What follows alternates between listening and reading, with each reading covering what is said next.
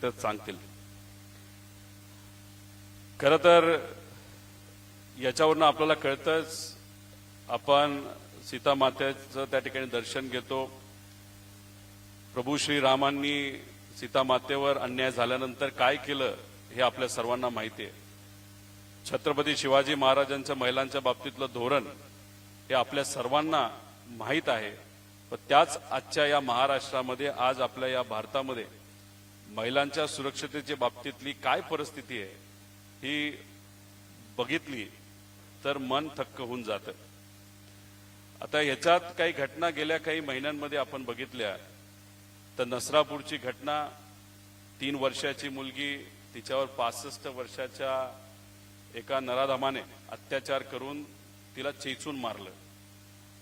चाकणमध्ये 2 मे मध्ये जी घटना घडली, 11 वर्षाची मुलगी दुपारी घराला कुलूप लावून आपल्या काकाकडे जात असताना तिच्यावर अन्याय झाला। पालघरमध्ये मी स्वतः गेलो होतो, तिथं सुद्धा 13 वर्षाची मुलगी एका भोंदू बाबाली तिच्यावर अत्याचार केला।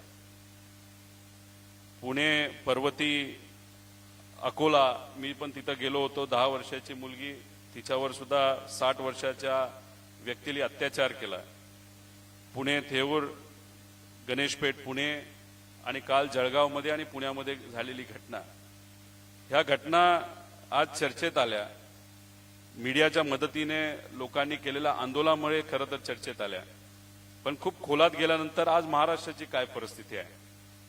महिला अत्याचार आपल्या महाराष्ट्रामध्ये एकूण एका वर्षात 50,000हून अधिक तिथं होत आहेत।